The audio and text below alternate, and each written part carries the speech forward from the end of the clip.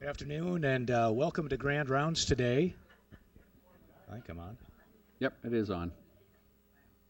Please remember to sign the attendance record at the back of the auditorium, and also please remember to fill out the program evaluations. And if you could give the CME committee any ideas that you might have in regards to future topics or future speakers, we would be appreciative. Our topic today, or the title of our talk today, is the multiple effects of video games and how they relate to children's health and wellness. And our speaker today is Dr. Douglas Gentile. Dr. Gentile received his undergraduate training at the State University of New York, received a master's and PhD at the University of Minnesota in child psychology. He's currently an associate professor in the Department of Psychology at Iowa State University. He's been very extensively published, particularly in the area of the effects of video gaming on children and adolescents, and we're very happy that he accepted our invitation to come and speak with us today. So please join me in welcoming Dr. Gentile. Thank you. Well, thank you for having me here. Disclosures, nothing terribly bad. Now, if we were to ask about video games, we hear a lot about it in the culture. Every time there's a school shooting, for example, we hear something about video games. And there are lots of opinions out there. How do we know which ones we should trust? Well, my bias is that here's where science can help us, because once you do the studies, you know the answer, and there isn't really, a second opinion that's equally valid. The world is not both flat and round once you've done the science. Now, if we look at how kids are spending their time, in a given week, kids have 168 hours every week, and that really hasn't changed since the 1950s. And if we assume that kids get too little sleep, 7 hours a night, and that they spend maybe 3 hours a day doing all the things to take care of themselves, whether that's eating or bathing, things like that. And then school's about 30 hours a week. That, in 1950, left 68 hours for everything else that might be of value, right? Spending time with your family or with your friends, or reading or doing homework, or having music lessons, or doing sports, or having hobbies. Going to church, anything else that you cared about for your kids fits into this open 68 hours a week. And in 1950, that's about how much time they had. You get out to 1980, and kids are spending about 14 hours a week watching television, so it's cutting into it. By now, it's up to 31 hours a week. Video games are now up to about 13 hours a week, and computer time not for school use is up to about 10 hours a week. That means the average American school-age child has 14 hours a week left to do anything of value. And that's the average. That means half the kids have less than that. Now, we're going to talk about video games, and it may be that, this is what you remember video games being like.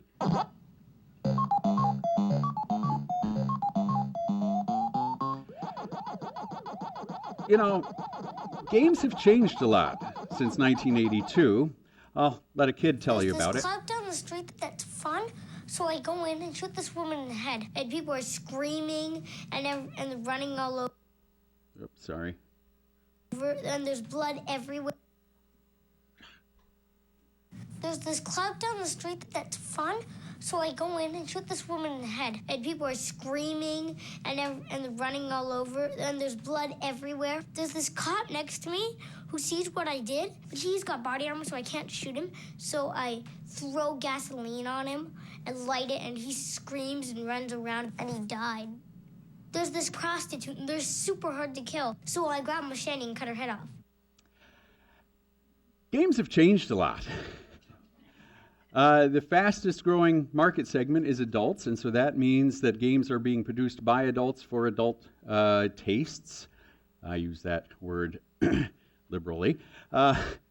And that would be perhaps okay, except that kids, of course, play these games too. Now, there is a lot of research about the effects of games on kids. And we could classify this into two different groups, like intentional effects. So there are games that are designed to actually teach kids how to manage chronic health problems. So this is a game For example, to teach kids how to manage their diabetes.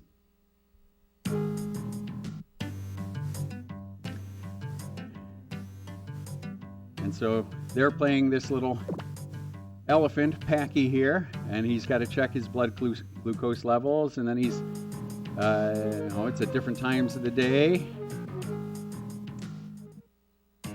And then here's what he eats.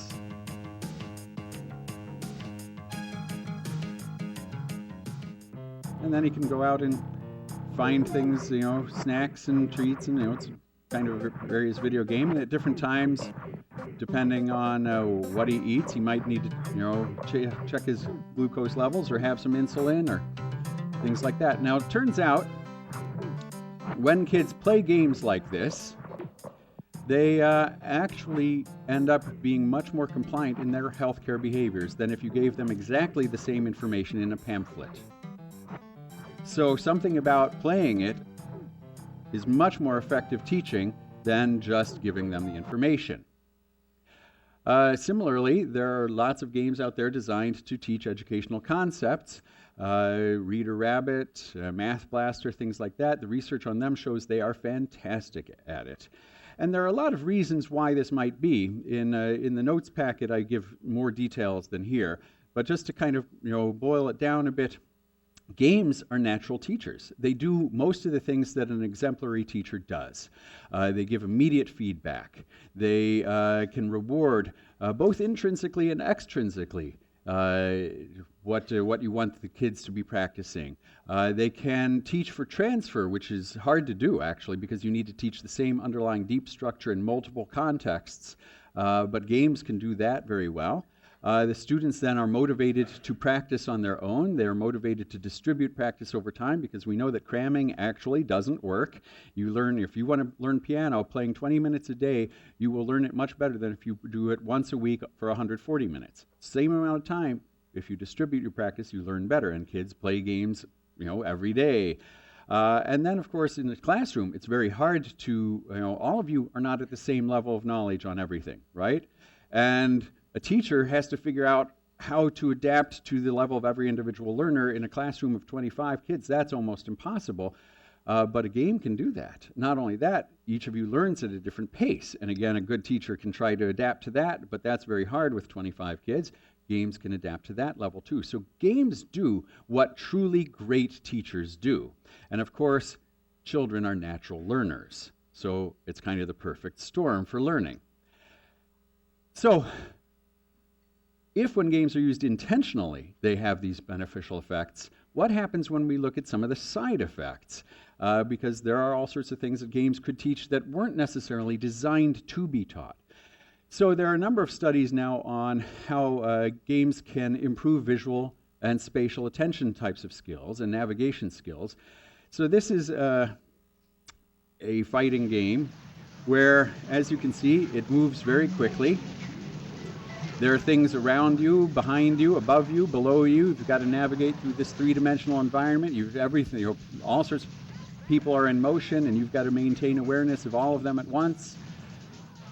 And researchers realized that practicing with this type of game might actually improve certain types of perceptual skills, where you can get information off of a screen. So one of the ways that they've tested this is they brought people in who don't normally play games, and they trained half of them to actually play a game for 10 hours, and using exactly that game. Gave them 10 hours of practice on it. And then in one study, what you're looking at here is one computer screen. And so first you're just staring at this little cross on the screen, and so you've got a fixation point. And then what will happen at some point is you will see 7 to 15 random letters. You will only see them presented for 15 milliseconds, and then there's an 85 millisecond screen. After 7 to 15 random letters, there will be a white letter. After the white letter, there will always be 8 letters. Half the time, one of them will be an X. Your job is there or is there not an X after the white letter? I don't know why the echo has started, but all right, you ready to do this?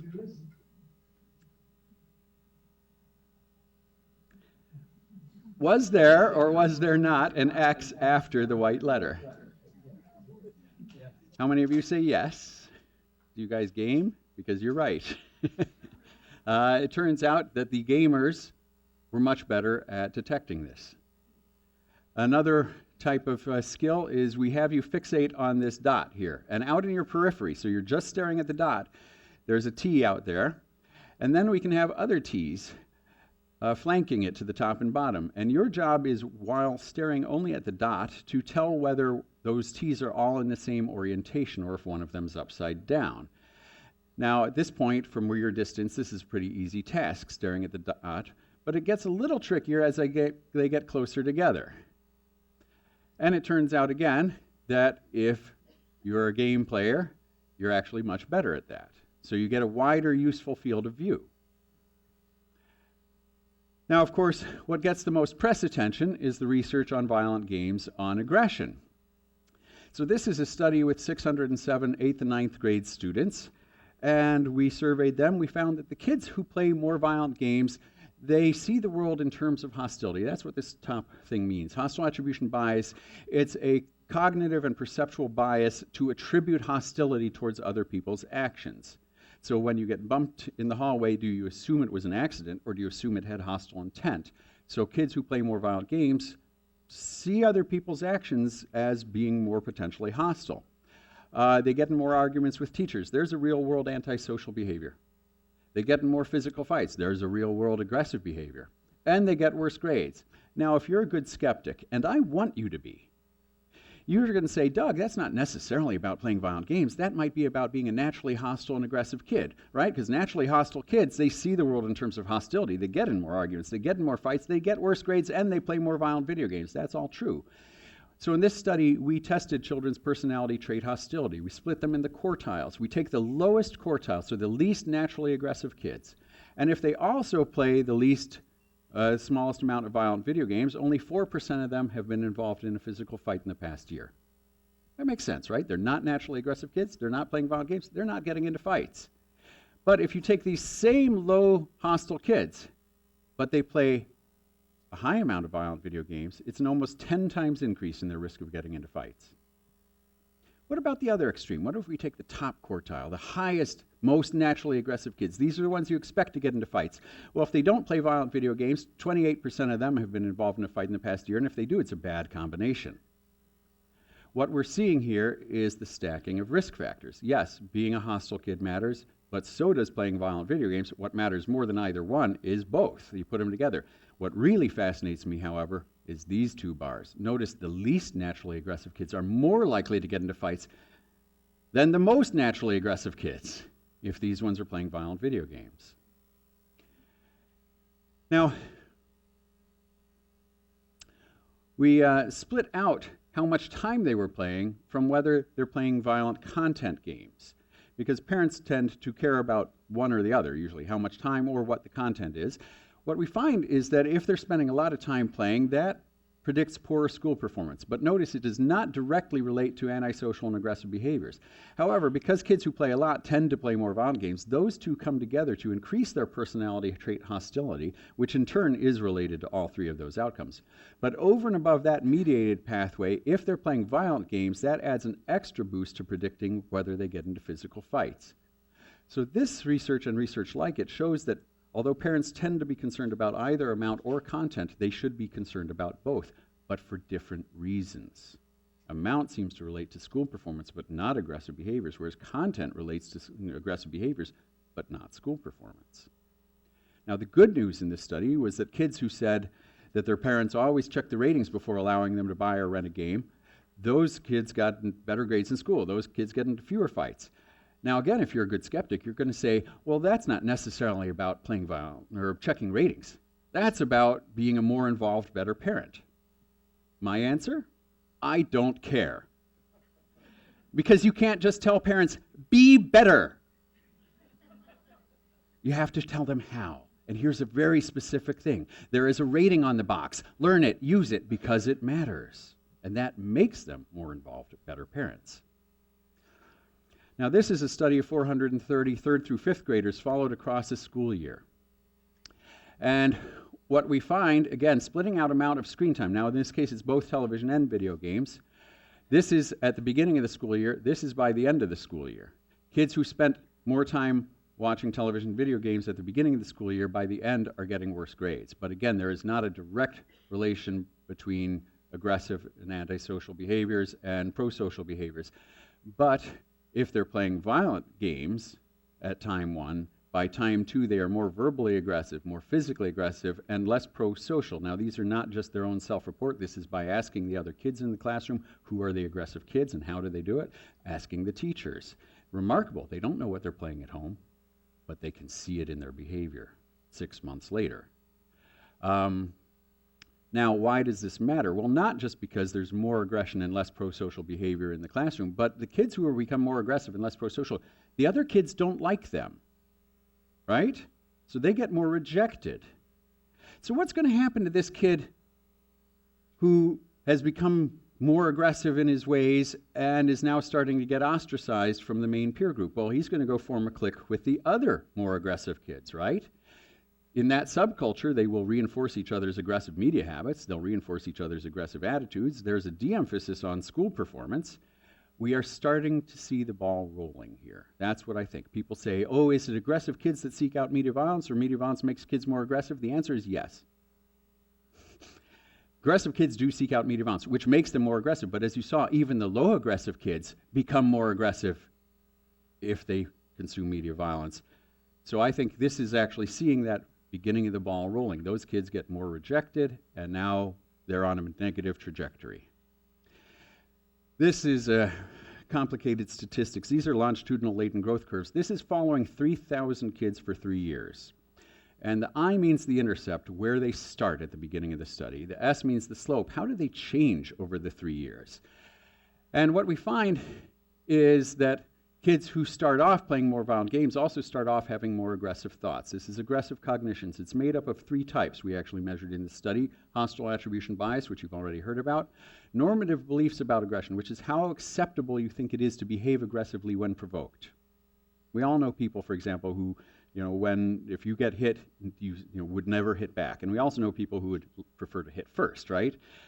This is, where are you on that scale that you think it's okay to hit back? And the third type is aggressive fantasies. How much do you actually spend time daydreaming about how you'd like to hurt people? And so if they start off playing more violent games, they also start off having those 3 types of thoughts. If they change to play more violent games, they change to have more of those thoughts. And those thoughts, of course, relate to how aggressive they are at year 3, 2 years later. But even over and above this mediated pathway, by changing their thinking, where they started with violent gameplay actually still has extra kick of predictive power, significant predictive power 2 years later, which is quite remarkable. Now, what I like about this is this shows really what's going on. Okay, so a kid playing a violent game spends their time being hypervigilant for enemies, right? They're constantly scanning, they're constantly thinking something's going to jump out at them.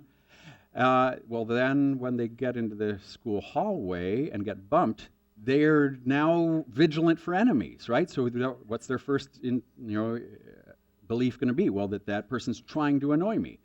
So then when you spot an enemy in the game, what do? You quickly reorient your attention, and you call to mind a range of potentially aggressive responses. And so in that hallway, the kid quickly reorients to the person who bumped him and thinks of what he might do. Because in a game you get rewarded for behaving aggressively, then of course that makes it more acceptable to respond aggressively when provoked. And so now you can see the odds of aggression going up in that hallway have really changed because of their gameplay.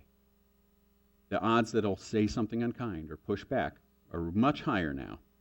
What's interesting to me about this is kids are not copying, right? What that aggression looks like in the school hallway looks nothing like what they played in the game. Kids are not copying. The games change the way they think, changes their beliefs, changes their attitudes, changes their perceptions, changes their expectations, changes their attitudes and things. These all come together to change the odds that they would respond aggressively in the future. And that's what we see here. There are over 100 studies now, and if you break them out, this is a meta-analysis by Craig Anderson here at Iowa State. If any of these bars touch 0, that would mean that maybe there's no effect, depending, it doesn't matter which aggressive outcome you look at, the effect is there across all the studies. Now, people often look at these types of studies, and people who want to say that, say good things about games say, well, but no, playing these violent games improves your visual attention and useful field of view and things like that.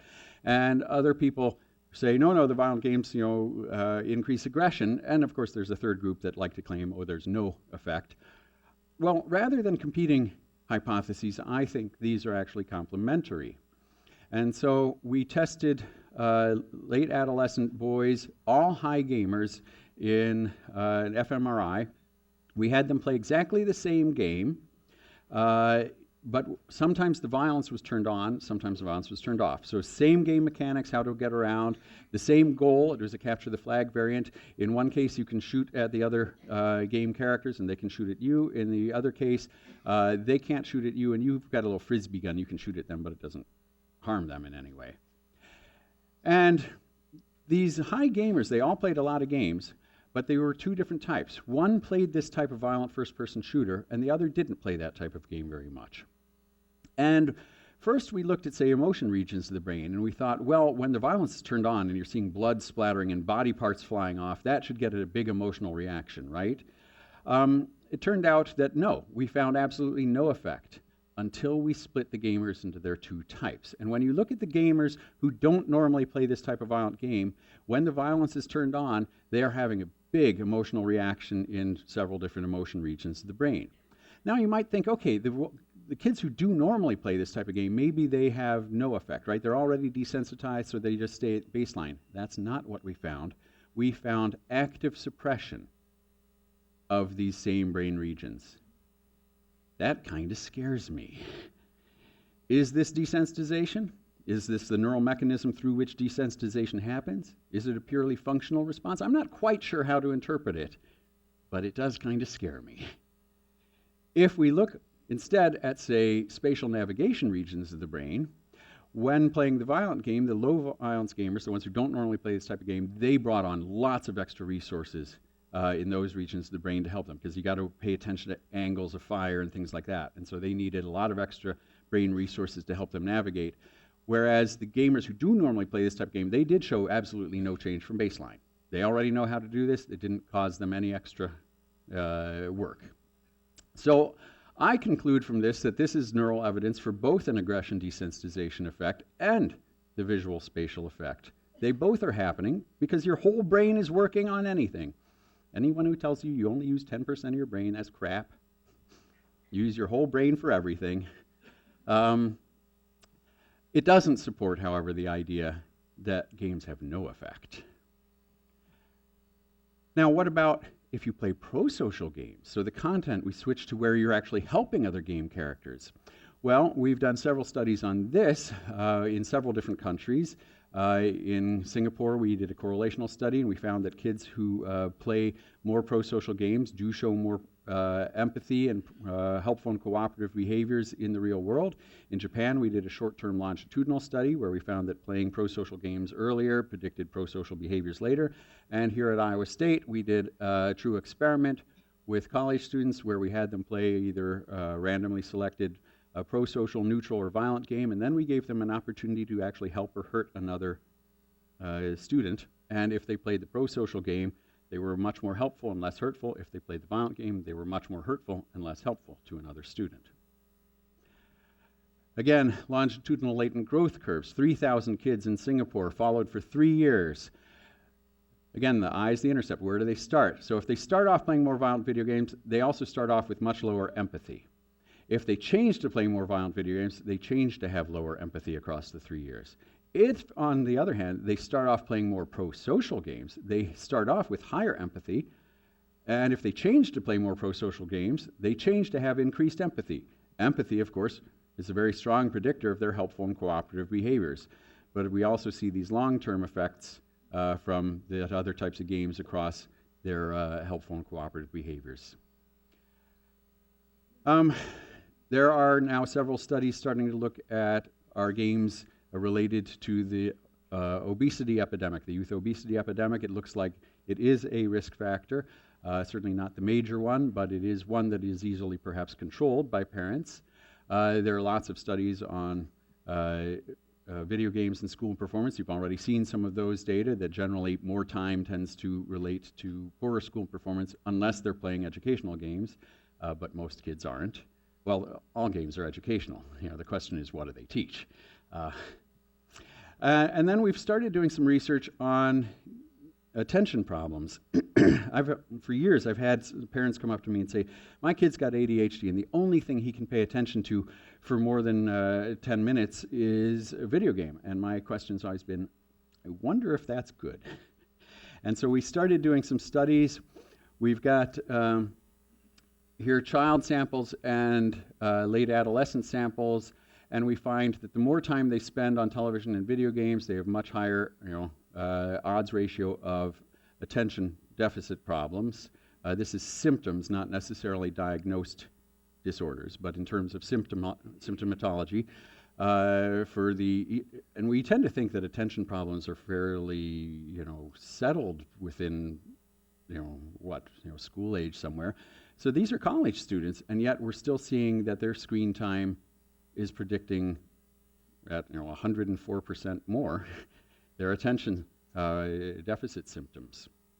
We looked, this is 1,300 kids followed across the school year, and of course we find that at time 1, their total screen time does predict their attention problems at time 1, but even after controlling for attention problems, these are rated by teachers. So these are the kinds of things that get the kid referred to you. So teacher-rated attention problems, even after controlling for their earlier attention problems, if they were spending more time with screens than last year, their attention problems are increased this year. We've also replicated this with 3,000 kids across a year in Singapore, and kids with attention problems do seek out more video games, but playing more video games also is predicting more attention problems. What we're seeing here looks like a downward spiral. There are studies showing that video games have some specific physical health outcomes, such as likelihood of video-induced seizures, even among children who have no history of them, and repetitive stress disorders. There's even a form of tendinitis called nintendinitis. I wish I had written that JAMA paper. Then we did some studies with laparoscopic surgeons. The first one, we had 33 surgeons coming in for advanced surgical skill training. And this training includes timed and error-scored standardized drills. So we actually can tell who's the better surgeon without putting any patients at risk. And we also had them all play 3 video games for, I think, just like 6 minutes each, just to kind of get a sense of how good they are at the games. And these were games that require things that a laparoscopic surgeon needs to be able to do. And then after doing this, they went in and started doing their training and drills. And we found that surgeons who had played games in the past for at least 3 hours a week were 27% faster and made 37% fewer errors. I think that's remarkable, because speed and errors in surgery don't usually go in this direction together, right? You don't want your surgeon going faster, usually, because it's not going to predict fewer errors, but in fact that's what we find. The real surprise was that when we tried to predict their surgical skill, we found that how good they were at games and how much they had played in the past were the 2 best predictors. That beat how many surgeries they had actually performed over their careers and how much training they had had. Wow. So if you need a minimally invasive surgery, I still think your first question should be, how many of these have you done? But the second question might be, are you a gamer? We followed that up with another study of 303 surgeons going through the same training, where we found that we predicted that those who had done the games right before going into one of the drills, they should actually perhaps do better. You wanted to see these data, so here I'll back up and show them a bit. And what we find is that, in fact, the surgeons who had just come from playing the games, this is a timed task. They start faster, they stay faster. Or an error counting one, suturing skill. After playing the games, they make fewer errors. They start off making fewer errors, and they stay. So these are learning curves, right? You can see the surgeons learning as they practice it. But if they just played the game first, they start off a whole lot better, and they stay better. It's kind of like we think, you're warming up the parts of the brain the same way a pro athlete warms up the muscles she's going to use right before going out onto the playing field. You're warming up the parts of the brain that you're going to need. And there's starting to be a fair amount of research on what's called video game or internet addiction. These are data I collected from a sample of over 1,000 nationally representative kids. I had the data collected by Harris Polls for me. I mean, these are fantastic national level data of 8 to 18-year-olds. And I initially started studying this because I thought it was crap. I said, there's no way kids are addicted. Now, all that means is my kid plays a lot and I don't understand why. That's not addiction. Addiction means dysfunction. It means damage to multiple areas of functioning. And so using that more clinical approach, I figured we would find no kids who rise to the level of clinical pathology. I was wrong. Nationally, 8.5% of youth gamers do reach that level of pathology. On the one hand, that's good news. That means 92% of kids who play games aren't addicted, right? That's what you'd expect. But is that a big number or a small number? Well, there are about 40 million kids, 8 to 18 in the country. 92% of them game. If 8.5% of them are addicted, that's over 3 million children today, taking serious damage to their lives because of the way they're gaming. And they're not getting help because you haven't got a way to get reimbursed for treating it. Although DSM-5 just included internet gaming disorder in their appendix as a problem that looks like there's enough research to show it's going to be a problem once a little more research gets done. So these are 3,000 kids, again, followed across 3 years, and looking at their gaming symptoms. So they have to, just like most DSM things, criteria, you have to have at least half the symptoms to count as a clinically significant issue. So that's 5 in this case. And some of the kids at the beginning of the study start off well above that, but ended up lower. So they got unaddicted over the time. Some of them started under, but became addicted. Some of them stayed addicted the whole time. And most of the kids, of course, 92%, never reached that clinical level. This allows us to look at what predicts the risk. Who becomes a pathological gamer, who, and maybe protective factors. What helps kids stop being addicted? And so here what we find is that wave 1, kids who are more impulsive, have lower social competence and spend more time gaming. They start off with more symptoms and they change to have more symptoms over time. But those symptoms then predict their depression, their anxiety, their social phobias, and poorer school performance at the end of the study. I was flabbergasted. I assumed that what we're seeing here generally is that maybe kids who aren't, don't have a lot of friends, aren't doing so well in school, they get depressed. They come home, they game as a coping strategy, right?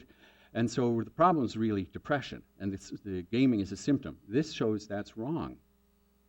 The gaming seems to precede the depression, the anxiety, and the social phobias. It's at least truly comorbid.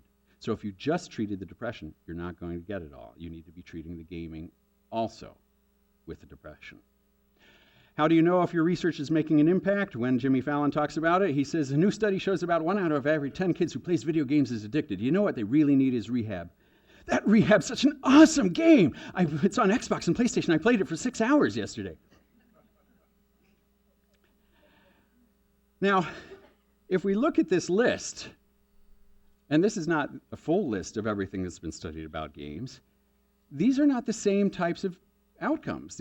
Some of these are health, some of these are school performance, some of these are social outcomes. These are not the same types of things. How do we make sense of this all?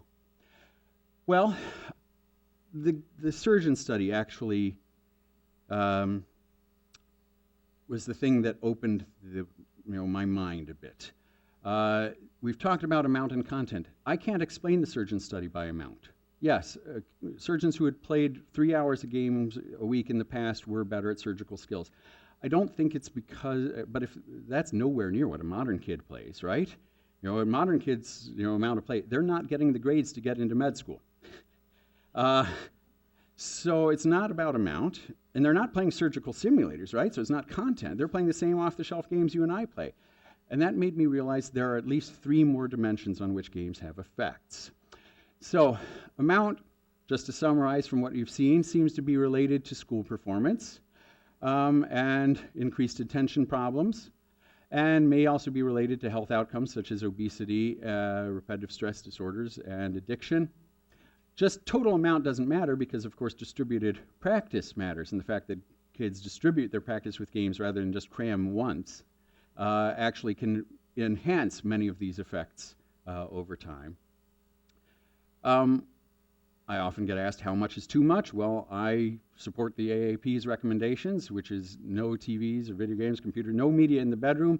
I have a student here, Olivia Birch, who is just completing a study looking at TV and video game in the bedroom, and we are finding it is an amazing risk factor, even controlling for how much time they're playing, even controlling for what they're doing, what they're seeing. Having that TV in the bedroom increases the risk of poor school performance, attention problems, obesity, aggression. What are the other outcome variables? They read less. They do less. Fewer extracurricular. I mean, it's just an amazing risk factor. So this one, the data are compelling. Get those TVs and media out of the bedroom. That probably also includes iPods and iPads and things like that, because of course that's another screen. They say no screen time at all until after age 2. Wow, that's a pretty extreme thing. I'm not that extreme. Sometimes you need a shower.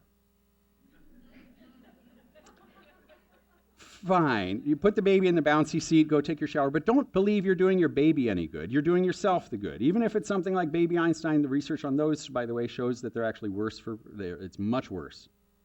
Those kids end up with more attention problems, lower vocabulary development, things like that. All those infant-directed media are actually terrible for babies. So don't think you're doing your baby a favor by letting them watch them. You're doing yourself the favor. You're making dinner. Fine. It's not really going to hurt them in small doses. But the AAP says, yeah, you don't even want the small doses probably. And then a maximum of 1 hour a day total screen time. So that's TV, video games, DVDs, Netflix, iPod, iPhone, iPad, handheld video games. Add it all up. Should be no more than 1 hour a day for elementary school kids and no more than 2 hours a day for secondary school kids.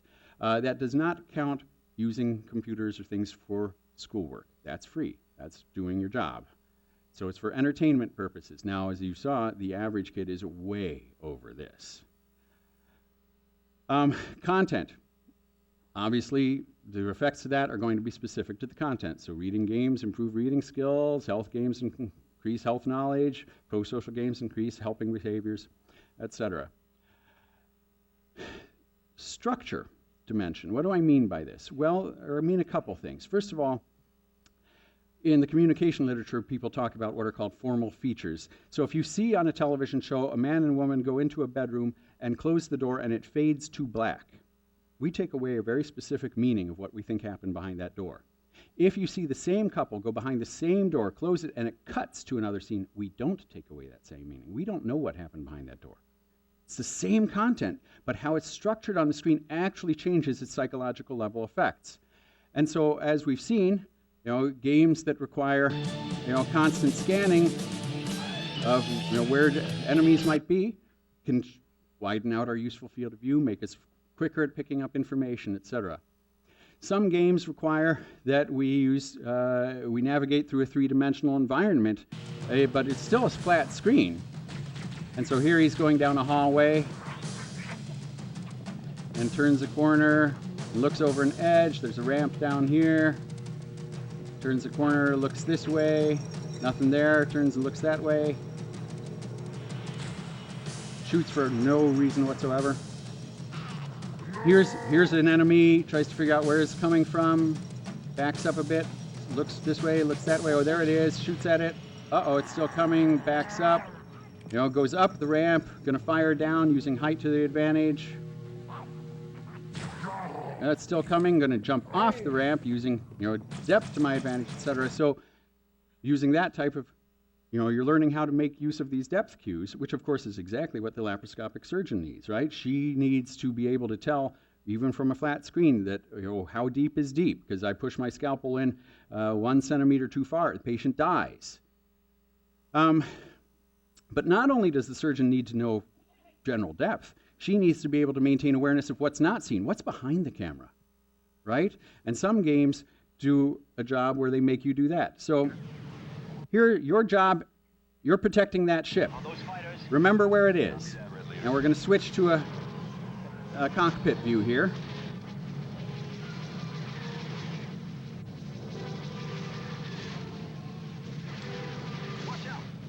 You remember where it is? It's right over there.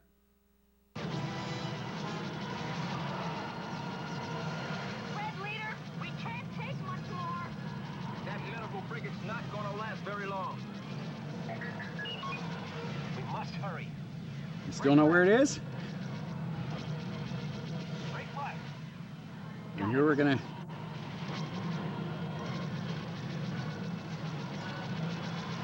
R5, try to lock down that stabilizer. and here it is right there next to you. Almost there. Were you able to maintain it all that time? So, surgeon, she needs to maintain 3D spherical awareness. And then to the extent that the representation on the screen is more realistic, then learning from it and transfer should be faster. The fourth effect is context. And we could talk about in-game context and out-of-game context. But some games, for example, require that you cooperate. And so if, for example, you're playing what's called a massively multiplayer online game like World of Warcraft, which you can play online with 11 million of your closest friends, some parts of the game you have to work in a team. Well, that teamwork aspect, because if you think of them as your friends, you're getting social support for behaving aggressively, right? So maybe that increases the aggression effect. Or maybe because you're working as a team, you go in with a pro-social motivation to help your team, maybe that mitigates the aggression effect. We don't know the answer. Here's a great dissertation for someone. But the context might actually amplify or nullify some of these other effects.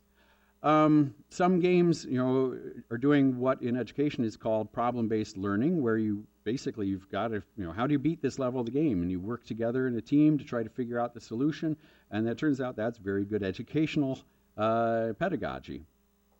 Now, I'm talking about these 5 different levels as if they're independent. Of course, they're not, because, for example, context can change the content. If you decide to play these games alone, there are parts of the game you'll never get to see. So there's content you can't get unless so they're not totally independent of each other. And then the mechanics, just the devices we use to play the game. So you'll learn how to do it. So if you play on a mouse and keyboard, your mouse and keyboard skills will improve. If you play with the Wii remote, you'll get better at it. And again, the closer to similarity, the more similar to reality these mechanical devices are, the bigger effect it should be. So if you play a driving game with a wheel and pedals, that actually might transfer to your real-world driving much more than if you play it on the mouse and keyboard. Here's my favorite game, Beatles Rock Band. I hate playing the guitar controllers because I can play guitar, right? And so if I'm going to play, saw her standing there, I'm picking up my guitar or my bass and I'm playing that. But I've never been a good drummer. And these, you just toggle a little switch and you push buttons. That's just annoying to me. But the drums are kind of like real drums.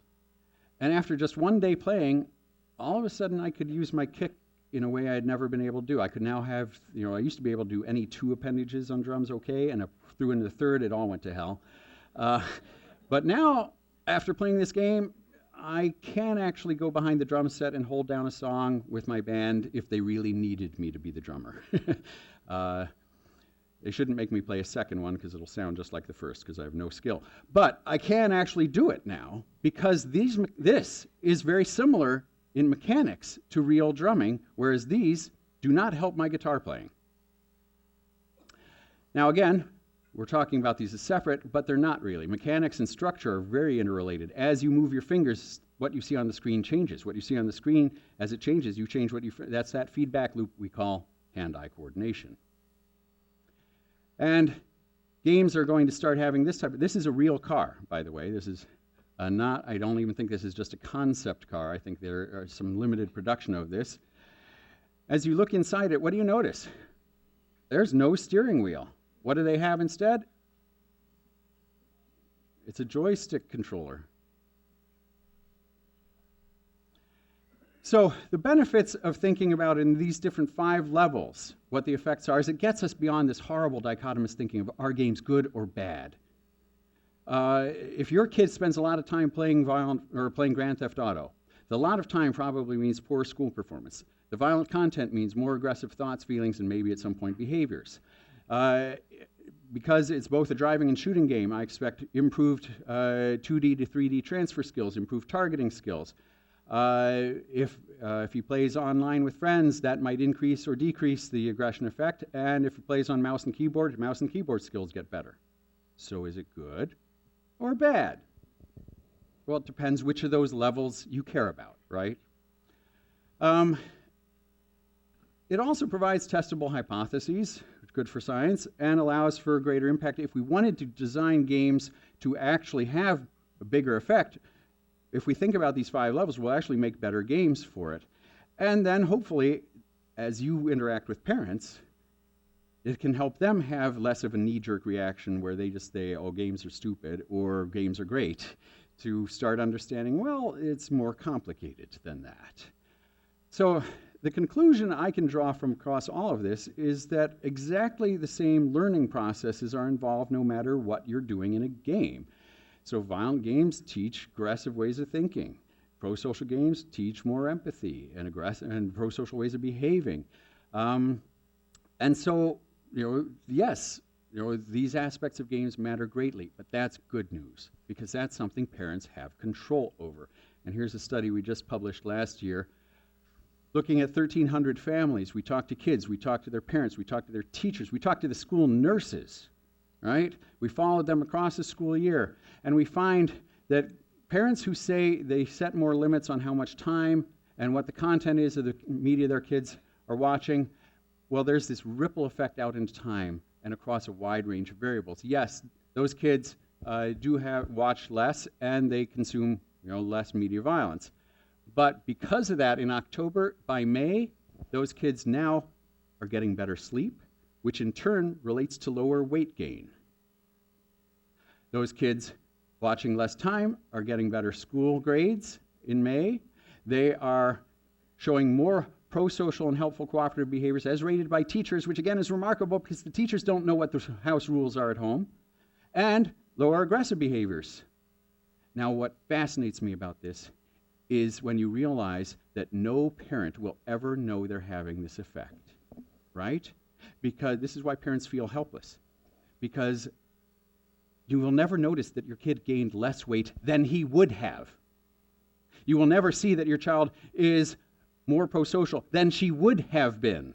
You only know what they are. And so you can't tell that your rules in your household are having this effect. But this shows that parents have a really powerful protective factor effect if we can get them this information. Pediatricians, by the way, also feel powerless. They think the parents don't listen to them. They think that the AAP recommendations are a great idea, but they don't have time to go over them. This, I think, shows why you need to. You need to get this information to parents because these families aren't down at the AAP recommended level, right? They're not down at 1 to 2 hours a day. But just having that rule, even though it's not bringing it down that far, it still has this effect across time and across a wide range of health and wellness variables. Again, these are not the same thing. That's physical health and school performance and social wellness, and yet the simple thing of setting limits on amount and content at home influences all of them. And with that, I will take some questions.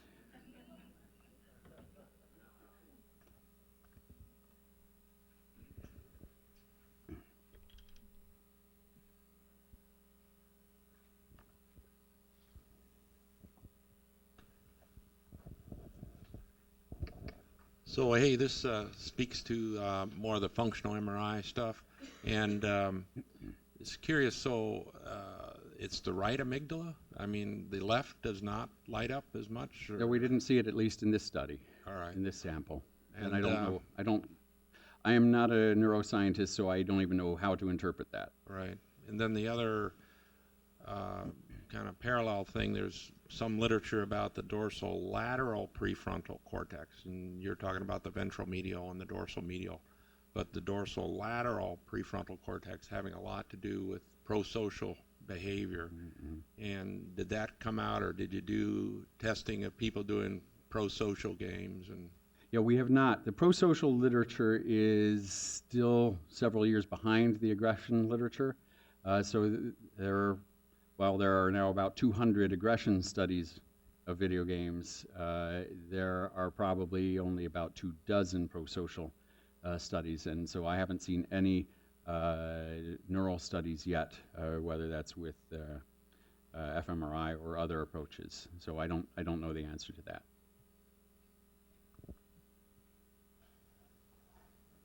Down here.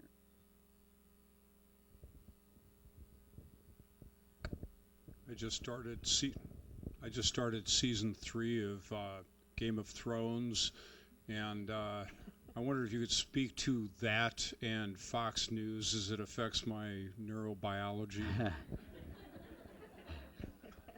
Well, what we know from research is that when you are watching a violent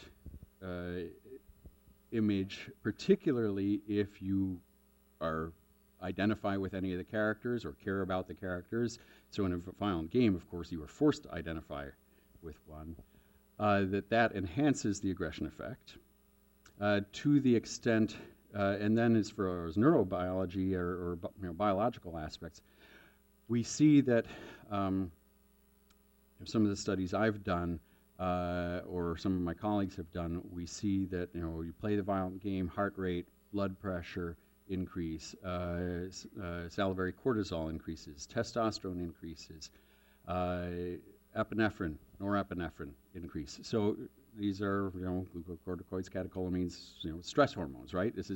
You're getting a full nervous system fight or flight response, which is funny because it's just a game, right? It's just a show. You know it's not real, and yet your body reacts exactly the same way as if I punched you right now. So this shows the lie of that idea that just a game, just a show, it's just a movie, that doesn't matter. Of course you know it's just a movie. You're not stupid. But that doesn't mean it doesn't affect you. And that nervous system response is the aggression effect. That is your body preparing for aggression. And along with it go ways of thinking and ways of feeling, and you're training that. What's interesting is, if you ask violent gamers, why do they like playing, they will often tell you something biologically accurate. They will say, oh, I love the adrenaline response. I love that rush of adrenaline. They're right. They're getting a rush of adrenaline. But then they'll turn around and say, but the game doesn't affect me. Wait, no. If it didn't affect you, you'd call it boring. You want to be affected by the media you watch. Don't pretend they don't affect you. If they really don't affect you, you turn it off because it's boring. There's not much research with Fox News other than about 50%. I saw a recent, I think it was a Pew Trust study that went in and fact-checked, and about 50% of what they say is not accurate.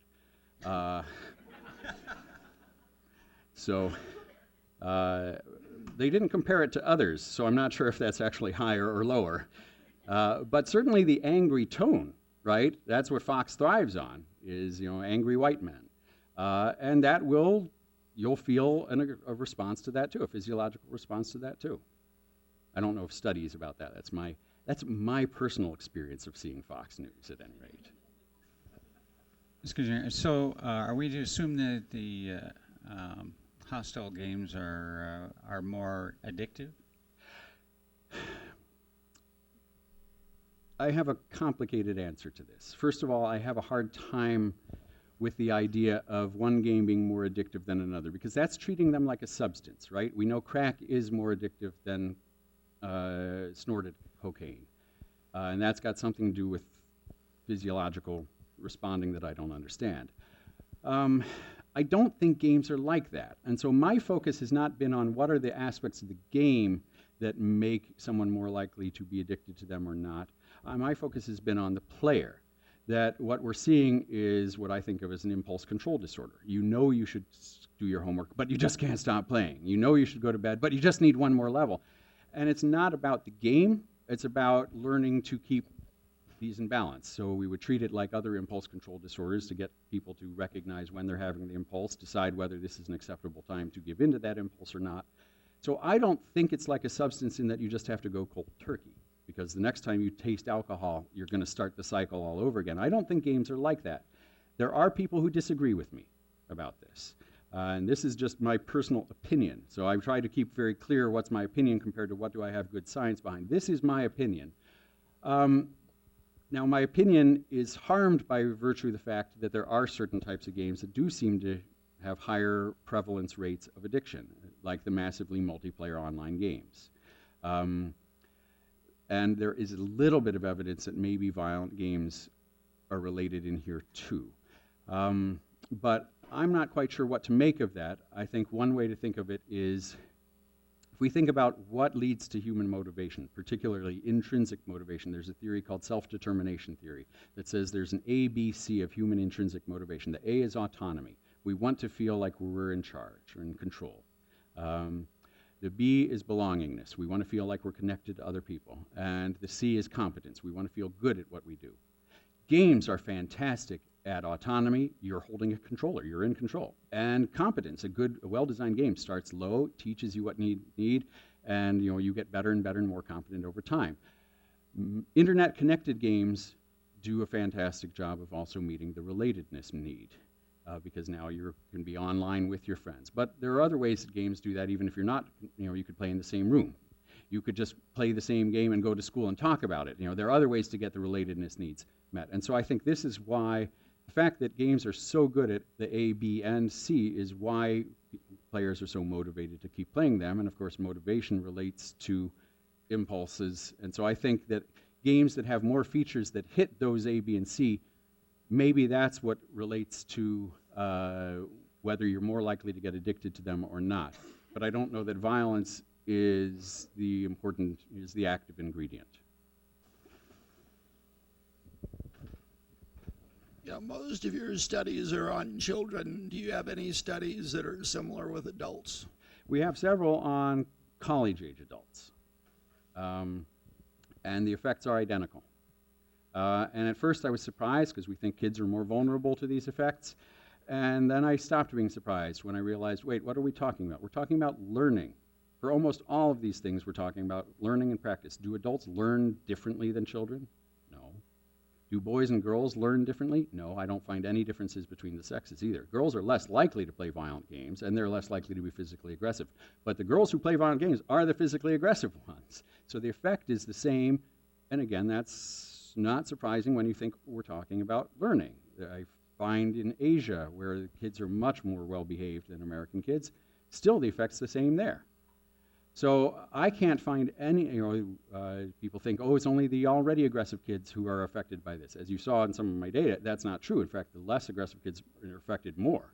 There's a 10 times increase in their risk compared to a 2 times increase in their risk for the already aggressive kids. So I don't find these differences between, groups of kids in whatever way we slice them, and that makes sense when you think what we're talking about is learning and practice.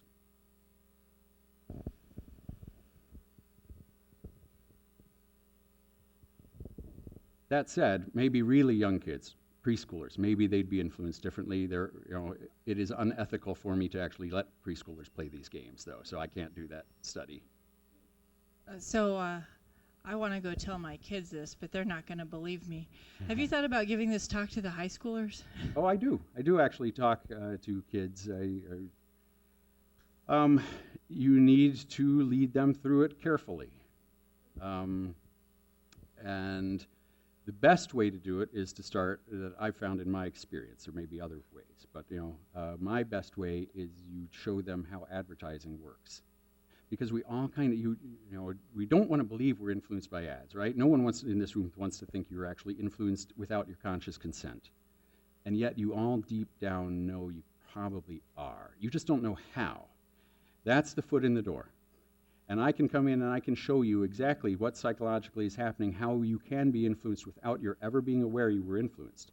And that swings the door open wide. And once I can get you there, then you can start believing how, oh, media violence might have an influence and I wouldn't have noticed it. And other things, your body image, stereotypes, whatever it is, that's what I found as the way in, is you got to show them how advertising has a huge impact without their awareness.